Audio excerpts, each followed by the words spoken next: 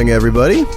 This is John from Church History for Chumps, the Chumpcast, and I'm here with my comrade, Thomas Dewell, and I have something to say. You have something to say? Oh, is this... Okay, I think I know what this is about. Yeah, I just... being here at 6 a.m. reminded me, the last time we did this, I was drinking my coffee as we started the pod, and I choked on the coffee because I was being a silly goose. Yep. And what did it sound like, didn't though? think anything of it until we listened to it back after we posted the episode. Yep. And the amount of people that reached out, including myself, reaching out to myself, going, hey, what was that about? Everyone was saying, it sounds like you were just absolutely ripping a bong, my friend. And that is exactly what it sounded like. And we didn't take it down because it's hilarious. It's super funny. Yeah. Yeah. So hope could you try to enjoyed that. recreate it right now, just with your coffee? Actually, hold on. I'm gonna record you, Okay. so that I can put this on our Instagram page, so that people know this is what it is. All right. Let's see if we can make it happen.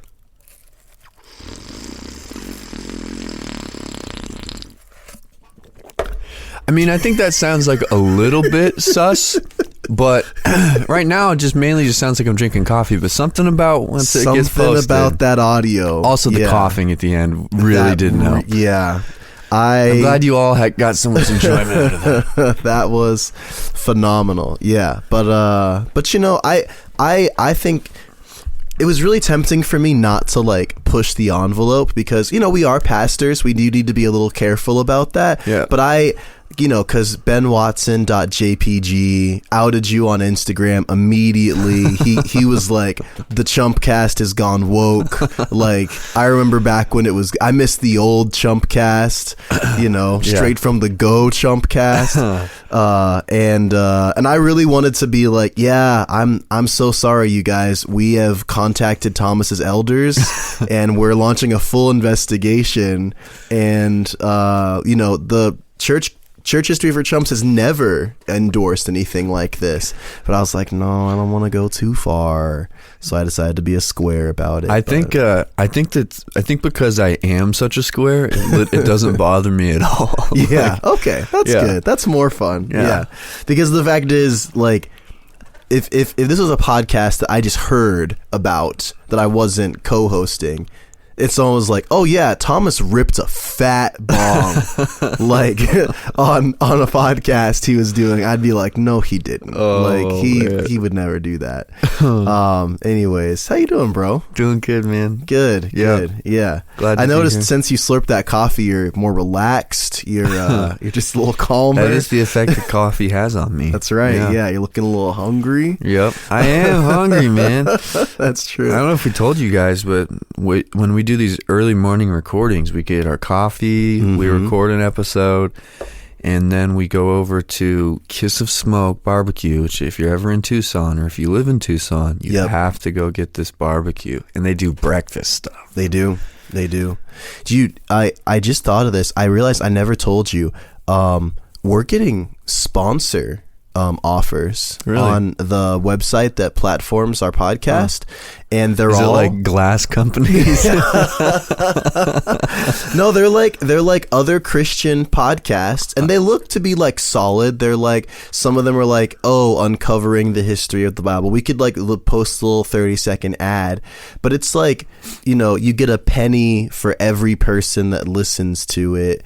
And I'm like, would I ruin the experience of our devoted chump listeners just for 50 cents an episode? Not to shout out another Absolutely. podcast. Yeah. I want to, so I think we're on the same page here. Because, I want to back up the advertising Brinks truck as well. But I think like our advertisers should be like, you know, like a carpet company or something. Like just something really out of pocket like that. I'm completely on board. Yeah. So we're looking for advertisers. Can we guarantee that there will never be ads on this show? No. But so far, have the offers enticed me? We're gonna punch a little bit higher, I think. Yeah. When you hear an ad, you'll be like, oh, this is the one. Yeah. And hey, if you're listening to this and you're like, I'd love to pay John and Thomas $5,000 to promote my carpet company, JC Carpet. JC stands for Jesus Christ. Oh, yeah, it's a Christian company. There you go. And they got the fish on the logo. Fish. Yeah, that's Unfortunately, in the marketplace, that is known as being a little suspicious. Is that a red flag? Yeah, I think so. Yeah, I did start going to a mechanic because they had Covenant in the name. And seems solid. I actually have had a pretty good impression. Sweet. But I'm so suspicious, man. I feel like a dirt bag. I feel like Covenant is a step up. Yeah. Yeah. It's not like holy. Also, my mechanic that I've used for years and years and years, who I trust implicitly, has a Jesus fish on his van. So Yeah. All right, that's 6 minutes of banter. That's more than some of you wanted, but that's how we do it at the Chumpcast. But let's get into our episode. You ready? Yep. All right, cool. So, this topic was actually recommended to me by a dear friend of mine. I don't remember her name at the time, so whoever you are, if you're listening, thank you for recommending this to me, and I'm sorry that I don't remember you. Is Faith Gainey? I'm just joking. Oh, okay. I was like, how long am I going to stick to this bit? That got so much better. Yeah, that's funny. And I had never heard of this before. She told me about it because she was reading through it. I guess it was like required reading for their church history class in the seminary she goes to. Oh, sweet. But it's called the On Pascha, or the Peri Pascha, or fully translated, On the Passover. And it's a homily, a historical homily from the 2nd century, written by Melito of Sardis, who was a 2nd century bishop. So it's a really, really interesting work, which we'll get into for a second, but we'll talk a little bit about our boy Melito first, which I think means like little Mel, right? It does sound like Little Mel. Yeah. Like I said, he was a 2nd century bishop. We did a little bit of 2nd century stuff back when we talked about Montanism and Marcionism, and we kind of said like this is pre the Nicene Council. This is pre the official affirmation of the canon, which is when the books of the Bible were compiled. So we kind of said this was kind of an interesting Wild West period of the church where it was still functioning well, it was still clearly organized, but there were theologically there were some quirks about it which were interesting, which I think is why this work stands out, because it's so solid, and it's something that I think still affirms a really high Christology that we would look at today and be like, yeah, this is spot on. So Melito's works, most of his works have been lost to time, but we know about him because he's referenced by a few of the other church fathers, such as Saint Jerome and Tertullian, that kind of affirm his positive reputation as a teacher. This work in particular is one of the oldest existing and most influential of the early homilies of that time period. And another piece that Melito is known for is that he wrote a letter called an apology. He wasn't apologizing for something. It's called an apology because it was a work of apologetics. He wrote a letter to the Roman Emperor Marcus Aurelius, basically saying, hey, on the one hand, I think that the persecution you guys are doing towards Christians should definitely stop. And also, if you have the time, I think that Christianity should be the state religion of Rome. He just wrote a letter as a man of influence and sent that to him, which I think is really cool. Nice. And that's another really famous thing that he did. So this piece, this homily in particular, is a very, very interesting relic of what was called the Quartodeciman controversy. And Quartodeciman. Yeah. Can you break down that? Is that Latin or Greek? I don't. Sounds. I've got Dune on the brain, man. Oh, shoot. It totally sounds like a tribe of the Fremen. That's awesome. Like the Quartodecimans. The funny thing is, Quartodeciman, as cool of a name as it sounds, it just means 14. because the Quartodeciman controversy was a disagreement amongst early Christians who didn't know when to celebrate Easter. Okay. That's literally what it was. And Quartodeciman means 14 because the Quartodecimans, of which Melito of Sardis was one, believed that Easter should be celebrated on the exact day of the Jewish Passover, which was the 14th day of the Jewish month Nisan. And then there were other Christians who were like, no, it needs to fall on the Lord's Day whenever it's celebrated, because that is the day instituted to celebrate the resurrection. Got it. Which, of course, was the view that would eventually win over in time. Mm-hmm. Yeah. So yeah, it's a very interesting controversy, because we're actually, like, historians are not 100% sure which of these views is older, because there were some pretty significant Quartodecimans. Like I said, Melito was one of them. Polycarp was actually a pretty renowned Quartodeciman, and he, according to his works, was taught that by his mentor, John the Apostle, which, as you can imagine, carries a lot of weight. And so it is possible that some of the earliest followers of Jesus, like literally the apostles, believed that Easter needed to be celebrated on the exact day of Passover. But like I said, over time that would change. And then one of the decrees in the Council of Nicaea, which we've talked about before, did affirm that no, it does need to be celebrated on a Sunday. So that's really interesting, because that makes me think the only other time in church history that I'm aware of where this becomes a big controversy is amongst the Celtic peoples. We've talked about this before, where for them, it didn't seem like it had so much to do with like whether or not it's happening on the Lord's Day, but rather making sure that their celebration of Easter is occurring at the right time of like the year in total, right? Being basically living in harmony with the patterns that God has laid down in the creation. Yeah. For these guys, I'm assuming this has way more to do with sorting out the implications of the old covenant passing away. Exactly. Yes, and that is 100% what the controversy was. And as you can imagine, and we've talked about this for a long time, even going back to like our episode on the fall of Jerusalem, the early church, because it's so ritually but also culturally Jewish, needs to take very distinct stances in where it falls in line with Jewish thought and where it diverges from it.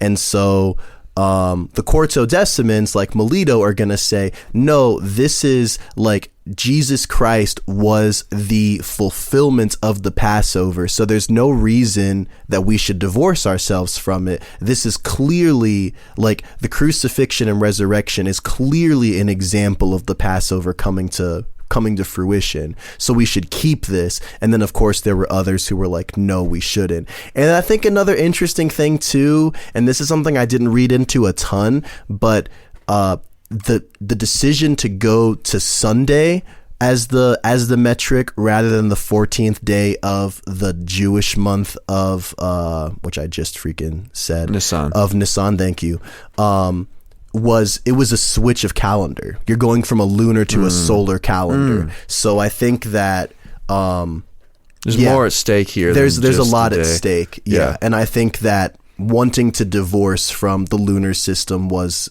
definitely a departure from it was choosing something Roman over something Jewish culturally. So that's a whole other bag of worms to uncover. But yeah, so I mean, I can understand that as an American.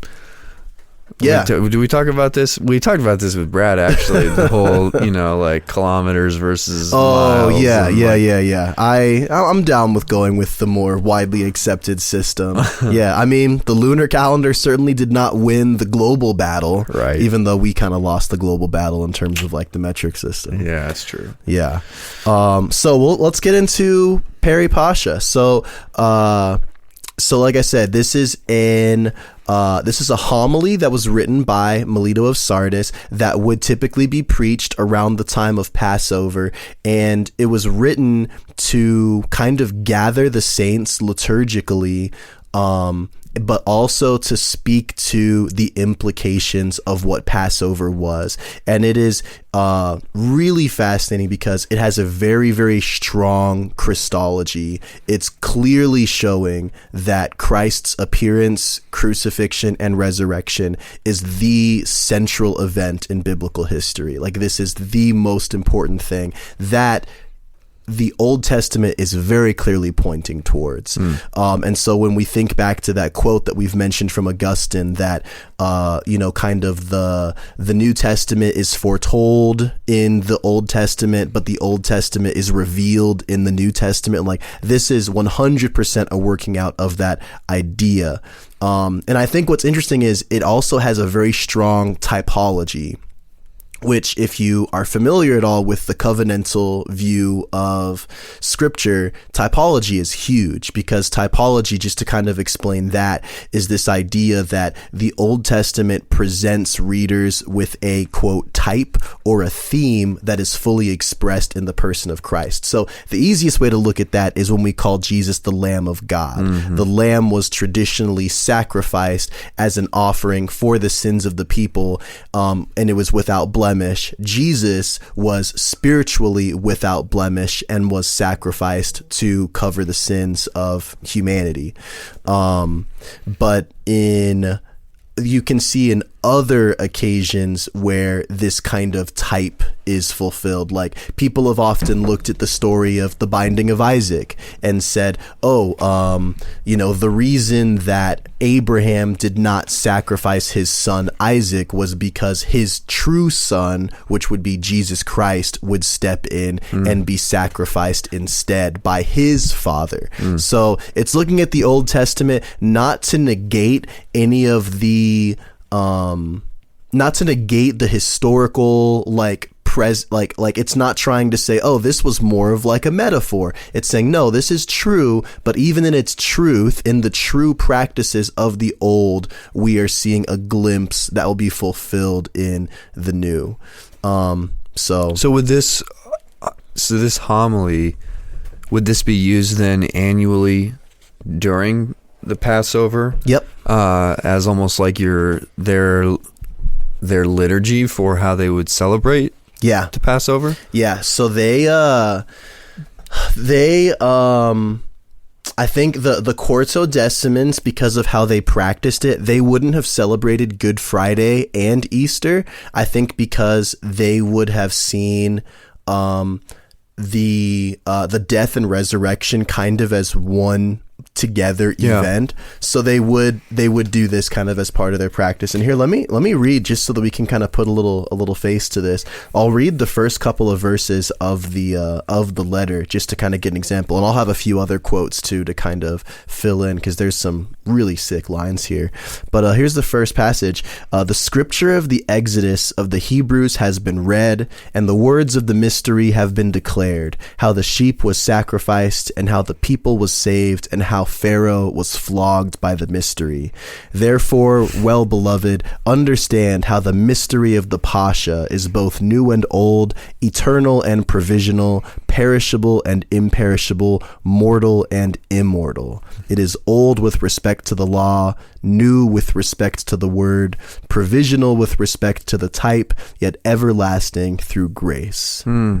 Wow. So there's definitely some themes like of new Exodus here. It seems like they're really seeing themselves as kind of living in a narrative that is the fulfillment of even the like narrative types that we see in the Exodus as Israel is led out of Egypt. Wow, there's some good stuff there. Yeah, it's interesting. They extend the analogy, I think, more than we often do, which I think is interesting. Yeah.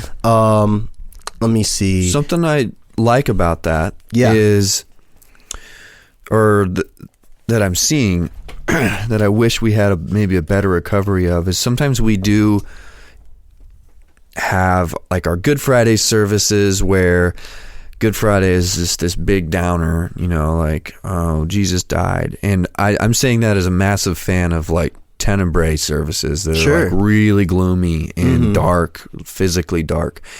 And then on, Sunday, then we're like, oh, like new life, the resurrection. And that's really good. There's something really good about that pattern and kind of even like sitting in that over the course of the weekend until we get to Sunday. However, the crucifixion of Christ, I mean, Paul says we preach Christ crucified. Like Christ's crucifixion is his enthronement. That's when God becomes king. That's when the defeat of sin, death, and the powers happens, is on the cross. And I think sometimes we miss those things when we reduce our celebration of, we don't celebrate it at all. We reduce the crucifixion and Good Friday down to, this is the day that God died, which is good, but it's also more than that. So I like that there was like a celebratory element to even celebrating the atonement itself. Exactly. Yeah. And I think you're right. It's like, I understand the juxtaposition of we mourn on Good Friday and we celebrate on Easter Sunday, but I don't know. Yeah, there's something about like, what about like celebrating in the midst of mourning, and even mourning in the midst of celebration, like kind of putting those two seemingly contradictory things together. I'll read another line that kind of like speaks to this too. It says, "For then the slaughter of the sheep was of value, now it is worthless because of the Lord's life. The death of the sheep was of value, now it is worthless because of the Lord's salvation. The blood of the sheep was of value, now it is worthless because of the Lord's Spirit. The dumb lamb was of value, now it is worthless because of the Son without spot. The temple below was of value, now it is worthless because of the heavenly Christ." Wow, that's really good. Yeah, even actually it goes on. "The Jerusalem below was of value, now it is worthless because of the heavenly Jerusalem."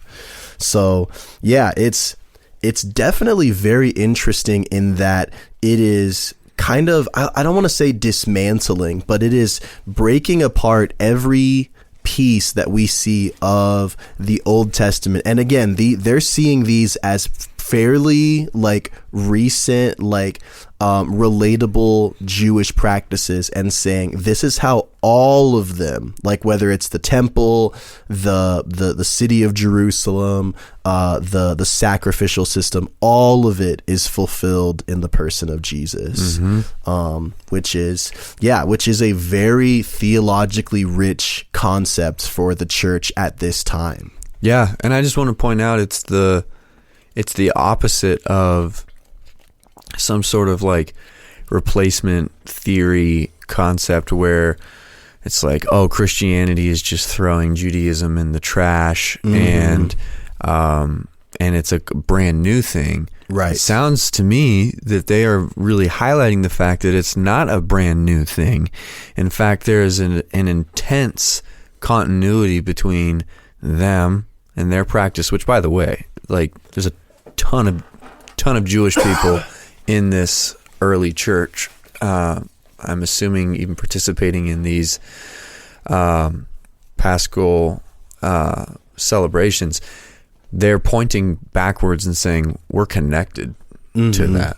Yeah. And it's interesting in that it also it points to the Passover lamb being sacrificed to lead to the freedom of Israel from their oppressors, that was Egypt.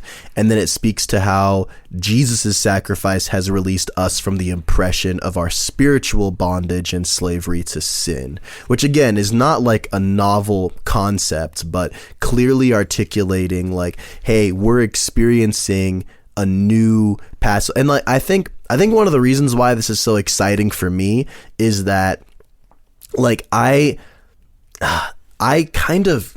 struggle a lot with this idea that the Bible is of like no literary value. Because I think the Bible is, on a literary level, one of the most fascinating works. Yeah. And I think one of my very, very strong opinions is that the Exodus story is one of the most central, like thematically, one of the most central stories to the DNA of every believer, because while the Exodus story, I do believe, was a literal event where the people of Israel were enslaved to Egyptians for several centuries, and through a series of curses and miracles, they were freed and brought out to the promised land, which they did not enter at that time. I believe that was so big at creating the paradigm of like our slavery and oppression to spiritual, like I said, slavery and eventual freedom that was done through the shedding of blood and brought about by a spiritual leader who was Moses. Like I see all of, because I mean, we see the language of the Exodus in the very end of the Bible in Revelation. Like I see this as a paradigm that we haven't just lived when we've come to faith. I think that the Passover story is continuing until, like this says, we're not just entering the holy city of Jerusalem, but we're entering the new Jerusalem. Like I think that just as Egypt was thrown off literally in the Passover story, the true Egypt is the masses of evil spiritual warfare, and until they are truly thrown off, which is a revelation, like eschatological concept, then we will not truly enter into the holy city. So like this is like a past, present, future reality for us. And I think that kind of, and like, even if you're not a Christian, if you can look at this story and realize, oh crap, not only is this like an interesting literal event, but this has kind of set a recurring theme that is going to repeat itself in different manifestations throughout the life of the Christian in their theology. Like that's just a really interesting view. Even if you don't believe in it, you have to be like, oh, this is fascinating. Yeah. There's something really, when we're thinking about a Passover and like making ties to our regular observance of the Lord's Supper now too, I think about how one of the things that's happening there is there's covenant renewal going on, which is reminding us of what the nature of our covenant with God is like by reestablishing our identity. And what the Passover did for ancient Israel was it reminded them that God did all of that for them when they were almost not his people. Yeah. Like God brings them out of Egypt almost whether they wanted to or not. And then he says to them, you are my people, I am your God. Or actually it's the other way around. I am your God, you are my people. And it's actually not optional. Yeah. Like for them to be God's people. After that, you know, we see obedience and disobedience, but it's all under the concept of I am your God. Right. And I find that to be helpful for myself as we take the Lord's Supper each week, which is a fulfillment of and a pressing on past the Passover. There's now all sorts of dimensions that we get in the Lord's Supper and theological meaning. Yeah.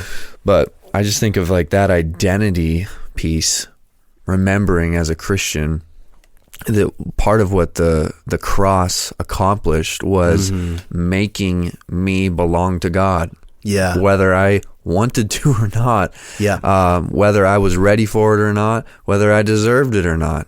Plot twist, I didn't. Yeah. And now I belong to God, and now there's now green pastures. Even in the midst of like this wilderness journey, Jesus is now leading his church to places of safety, where they can grow. And it's grace before law, which is so interesting, right? Because God could have been like, okay, here's what I'm gonna do. I'm going to institute this law over these slave Israelites, and then the ones who obey, I'm going to give them the green light to, cross the Red Sea. But instead it's like, no, I'm going to affirm that they are my people by my salvific act. Like I'm going to rescue them so that they know you are mine and you are under my care and under my provision. Now, because you are mine, here is how I am calling you to act, separate from the world around you. Which is so sweet, because then we think, like, as Christians, that is this is the paradigm that's been set up for us. It's not once you've obeyed, you've earned your birthright. It's you have a birthright, you are called by God, now follow him. Yep, that's so good. Really highlights, I mean, for us as covenantal theologians, we would say that, you know, the covenant of grace starts, you know, in the garden, like, and it's all grace from then on. God is mediating his grace to us in a variety of different ways. That idea of grace before law, I mean, we see this picking up again during the time of Jesus. The Pharisees, their idea of how they were going to bring about the Messiah was by rigid obedience to the law, accomplished by adding extra things on top of the law to try to keep it almost at arm's length so that it could be obeyed and they could be brought out of this kind of Egypt type oppressive scenario that they were in. And Jesus shows up, and that is not the way that that they're rescued from Egypt, but he does rescue them from the real oppressors, the big ones. So I can totally see, to get kind of back to our topic for today, I totally see why the early church, especially as they're trying to wrestle with what do we do with, like, our customs, what do we do with the requirements of the old covenant, and really pressing into this. Yeah. And I think one of my favorite passages from this text, I'll read it and then I'll kind of, speak on it. But it says, "Thus, if you wish to see the mystery of the Lord, look at Abel, who was likewise slain, at Isaac, who was likewise tied up, at Joseph, who was likewise traded, at Moses, who was likewise exposed, at David, who was likewise hunted down, at the prophets, who likewise suffer for the sake of Christ. And look at the sheep slaughtered in the land of Egypt, which saved Israel through its blood, whilst Egypt was struck down. The mystery of the Lord is proclaimed through the prophetic voice." I think it's fascinating that it's looking at that and saying, if you want to see the passion of Christ, look at the suffering of the innocents. Like, he points us directly to Abel, which is the first visible post-fall sin that we see. And so as soon as humanity has experienced violent, grotesque suffering as a result of its sin, Christ is already present in the midst of that. And I think as much as I love the thematic power of this allegorizing that the early church has done, and obviously that we see continued in covenant theology, sometimes it detaches us by making physical realities only spiritual realities. But I love the fact that it's like we see glimpses of the suffering of Christ in Abel's murder, in Isaac's binding, in Joseph being sold into slavery. And I think we can say, just as we're kind of doing this past to Christ and present to Christ kind of thing, like I want to look at someone who's like, look, I don't know, I don't understand this concept of being a slave to sin, but I do know this concept of experiencing traumatic violence, or I do know the concept of being under the heel of an oppressor. I can say, well, boom, like if we can see Christ in the suffering of Abel, who was not a sinless man but was killed for no good cause, then I want to look at someone who has experienced something awful in their life and say, yeah, we can see Christ in this, and you can unlock something really impactful if you can see how that type is fulfilled. Yeah, that makes me think of what you were just saying. That makes me think of, you and I have a mutual friend who was a young boy when the Libyan civil war occurred, and his life story is so interesting to me because he experienced and witnessed tons and tons of just some of the worst things that human beings can do to other human beings, and war crimes and all of that with his own eyes. And so in one sense, he's a good candidate for like the gospel ringing true in that, like, oh, like I've witnessed traumatic violence and oppression.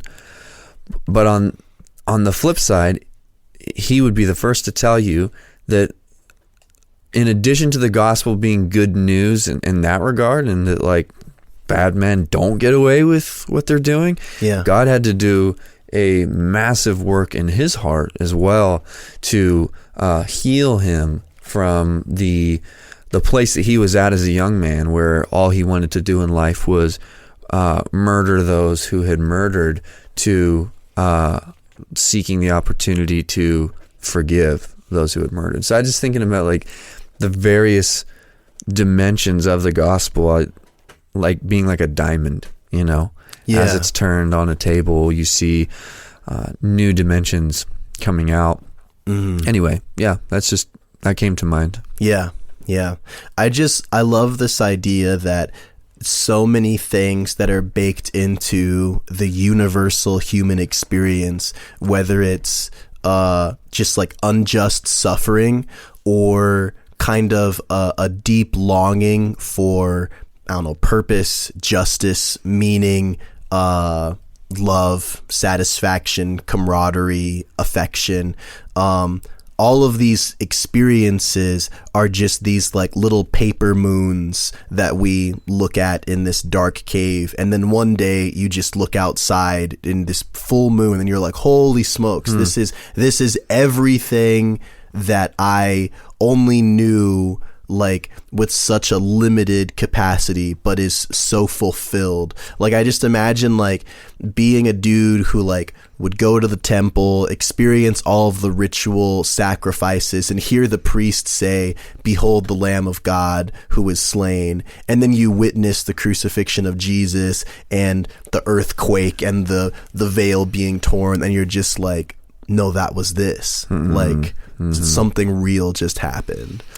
We're reading a book right now for during Lent for our kids that's it follows the story of like a young student of Gamaliel, like during Holy Week, and he doesn't believe that Jesus is the Messiah. And we haven't finished yet, so I don't know exactly where it goes, but it is just really highlighting and driving home that exact thing that you're just saying, of like just how much of a surprise this would have been, because the temple worship was so beautiful. I mean, it was well ordered, and it really communicated something true to the people. And so for that to actually be fulfilled in Jesus, it's such a big deal in history.